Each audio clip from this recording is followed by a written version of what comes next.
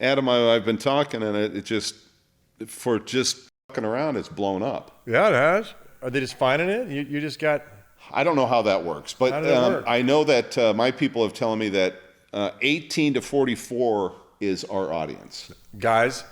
Most 60% guys. That's not bad. No, that'll do. I would like to get the girls a little higher, but that's why we got you in here, because they like the sexy guy, right? We'll Hey guys, we're back. I'm sitting with a buddy of mine from my music days. Great guy, Matt. How you doing, brother? I'm doing good. Matt is with the Tijuana Dogs and the Frank Sinatra Experience, right? Yeah, Frank Sinatra. Yeah, with the big band director is Pete Jacobs. So we say Matt Mauser and the Pete Jacobs Big Band. And guys, if you haven't heard it, man, and if you like Frankie, Matt played at my place, Lido Live, in 2015. Right. And that was the 100-year anniversary of Frank's birthday, right? Yeah. He would have been 100, right? December 12th, 1915. Was it December 15th? One or the other. I think it was either December 15th of 12 or December 12th of 15. So I think it was, so I think it was his 100th birthday. So December 12th, 1915, I believe that's the date. If you live in Orange County, I don't care where, Southern California, you know who Matt Mauser is. You know the Tijuana Dogs. They play everywhere, and they're a whole lot of fun. But in the last few years, Matt, he was a Spanish teacher. That's right, Matt? Mm-hmm. Spanish, yeah. What, in Corona del Mar, right? Corona del Mar, yeah. How many years were you there? I was a teacher there for 19 years. And is that where you met Christina? No. I met her she was a fan of the band. But wasn't she a teacher there also? She was, and that was because I was teaching there. The story is I was the basketball coach there. Gotcha. And one day I had a gig, and so I said, hey, I got a gig. Could you take my basketball team? She was a great, coach, great mind for basketball. And nice. So she came in, coached the kids. I went to the gig. These are 8th grade boys, and the athletic director said, she's better than you are. So the next year they said, hey, would your wife be interested in picking up a PE position? So I asked her. She said, yeah. So she picked up a position. She was a teacher there for 10 years. Oh, so you guys had been married for 5 years before that then, right? Yeah. We were married, we were married in 2005. I think she got the job in 2008. Now for 3 or 4 years. So guys, it's a sad thing, but we all know how life happens. But it's been about 3 years now, and Matt lost Christine. We all miss her, but she was one of the 9 people that lost their lives tragically on Kobe Bryant's helicopter in a very tragic accident. And I don't really want to get into it too much, Matt, but what I would like to know, I know that day had to have been like hell from we could never experience, but how's it been now? How's it been for the 3 years? I mean, the wellness part of it.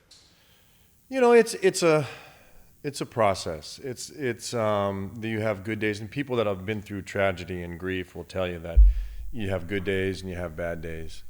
A lot of really hard days, especially, a month after she died, we went into COVID and went into lockdown. So it was me and 3 kids that are just grieving and crying about losing their mom, as was I. And so it was a hard year, 2020. A lot of people had a hard year, but. And your little one, I mean, they don't even process or realize that mommy's gone. Yeah. And it's kind of, yeah. That was probably the hardest part. Just telling my children the reality of their life and our life from here on out. That's been the hardest thing. I wouldn't wish that on anybody. But I would bet that today you're still the one takes it the hardest, and the kids, they're so much more resilient than we are. Yeah, my kids are highly intelligent in spite of their father. That had to come from Christina.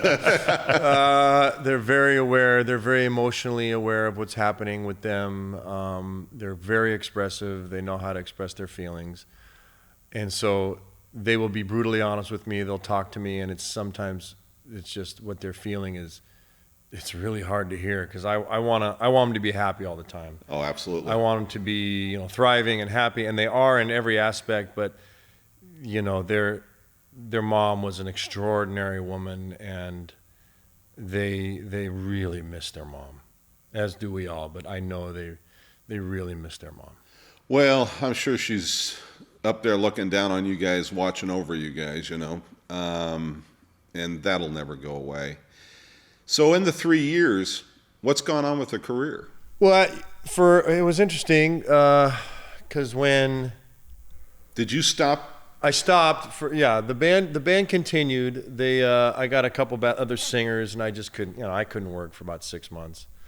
It was just, I didn't want to step in front of people and act like everything was okay. It wasn't. So no, that's tough to conduct a party after. Yeah, it's like here, yeah, just no. So, but the silver lining of the whole thing was that COVID kicked in and nobody was working at all.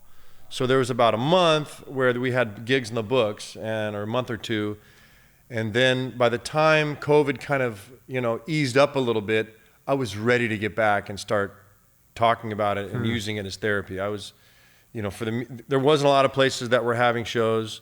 Every show was like highly restricted, and you had to have protocol there surrounding everything, which was kind of good. It's kind of hard to sing through a mask. Yeah.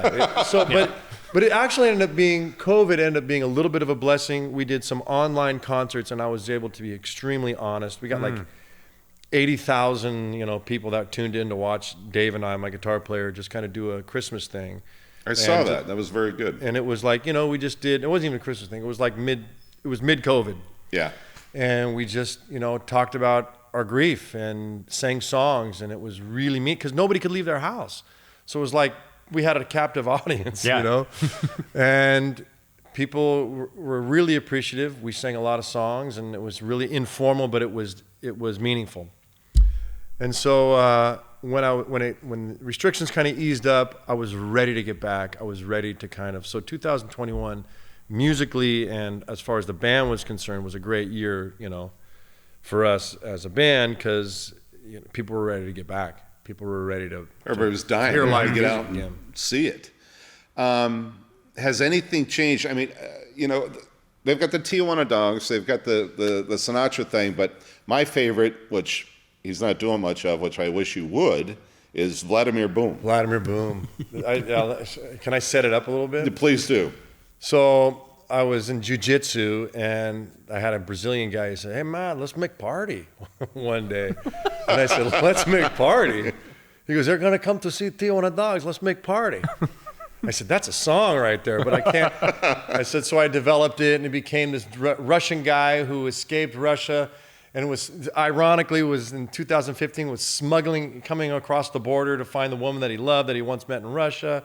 And he was a nightclub owner, kind of like a la Hammer, and who was just this successful nightclub owner who was following his heart to start his music career in America, right? So there was one song called Pinche Güero where he was... that song I liked a lot. He came across the border illegally. He's this rich guy, and he's living with these illegal, Latinos, and he's just, he's an illegal, but he's an illegal white guy. It's just, so, I mean, obviously say it got no traction and nobody ever won. Until now. Like, what the fuck Go is this? look up Vladimir Boom. I almost got fired. I was telling you, I almost got fired from I was a teacher too, and the kids started watching it, and my principal pulls me in, and she goes, "What is this?" And I was like, it's this. And my wife just thought it was great. She would laugh. She was supportive. She's like, "Do it. This is fun. It's creative. You need that outlet. So do it." And even as something as stupid as like a Russian, pop singer was. But tell us, I go into depth because I know your fans are going to want to know what was up with the principal, man. I mean, you're just out there. So I had all these ideas dirty. for songs, and me and this Darren, my buddy Darren Vegas, who's a great producer. Hip hop producer, worked for Tupac and Suge Knight. He's just this great at making beats. I was coming up with these ideas, and it gave me just an outlet to write these songs. I wrote a song called Russian Discotheque, and it's just this great beat. I wrote a song called That's exactly what Russian discotheques Girls in are Bikinis. I wrote a great song called Girls in Bikinis. I played it for you. This is great. Yeah. I wrote one called Mean Old Man. It was all this Let's Make Party, Pinche Güero. Let's make party. I mean, I'm going to use that from now on, right? Yeah, people can go and look at it. It's like called Vladimir Boom, Vladimir Boom.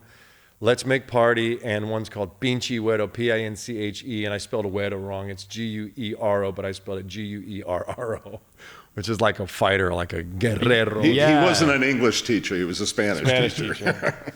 But you know what, guys? We'll have all that stuff down here somewhere. You can find it through on the Vladimir Boom was super fun, and so I almost got fired, so I had to take it all down. And she made me write a letter of apology, and we got to eradicate Vladimir Boom. But when I quit, a few years later, we put it right back up. We had a concert, and I gave her a T-shirt. I wasn't always like this, I wasn't always wound this tight. There was a time when I was fun. I was funny. I was. There we go. Justice has been served. Hey, man. And by the way, I'm getting a T-shirt. What's interesting to me is how they can dictate that a little bit, because there was nothing. I mean, I saw all the music. I saw all the videos. It's not like the shit that's going on today. It was clean. It was just funny. It was fun. People loved it. The kids loved it.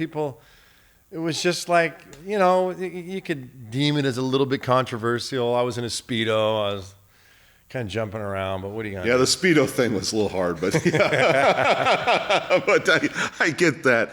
So what are we doing now? What's the direction that we're going? So, when Christina died, I couldn't really do anything other than write. So I picked up the guitar, I got in the piano, I wanted to start writing again. And most of the stuff that I wrote was just kind of cathartic stuff to kind of get me through. I wrote a song called Lost. It was like heavy stuff. It was like 1 foot in the grave type music, Yeah. When You Wake Up and She's Gone, New Life Story.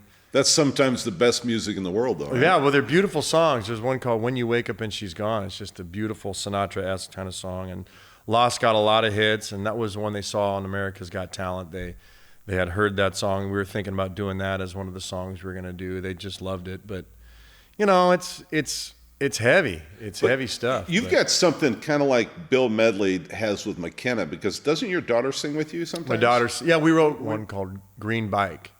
Yes. And that's actually, she was supposed to be on the helicopter as well, believe it or not. Tell us that story, because you've told me that story, but she was going to go to a concert with you that night? Yeah, on the night of the helicopter, there's a hard story to tell. On January 26th, I had a show at the Brea Improv.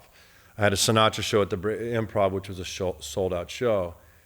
And Penny, my daughter, was going to sing her new song that we had just written together as dad and daughter, a song called Green Bike, which I ended up got a lot of hits on YouTube as well. And it's a really cute kind of poppy, jazzy, bossa kind of vibe song. And she was sick that week, and she was playing on the basketball team as well, and she was going to have a tournament up there. And Christina was like, Penny's really sick, and should we send her? She's coming with me to play. And I said, she's singing with me tonight. Let's just keep her home. And Best decision you ever made. That concert, the song, and her being sick, man. That's what you call the trifecta. It's too much to think about. Yeah. So it's like meant to be. Meant to be. So is she singing with you now? She does. She gets out and she does some Zeppelin, and she does like some Nancy. She does Boots Are Made for Walking. We do Something Stupid. She's absolutely stunning. She looks like her mom. So she's following in Daddy's footsteps. She's really good, and she's got a great presence on stage. She's tall. She's athletic. She's lean. You got this beautiful, just kind of presence. You remember my wife. She was just absolutely gorgeous, beautiful person woman, inside and out, beautiful. But Penny looks a lot like her mom. So and she's fun. She's just great. So what's the future for the two of you? Is that what you're planning? We'll see. Is it going to keep going? We're replacing a singer in the band now. He's got some stuff he's going on. So I may put her in there. I may, put her as part of the act. Definitely the Sinatra show. She comes out and just knocks them dead. We just had Frank Sinatra Jr.'s daughter. Her name's Francine. She came out to see us last week at the Brea Improv again, and she was like she came backstage and met Penny and was like, "Oh my God, Penny's just spectacular." So that was great. She wrote me the nicest email. Francine Sinatra is just wonderful lady, wonderful, down to earth, easy to talk to, school teacher, just the nicest gal.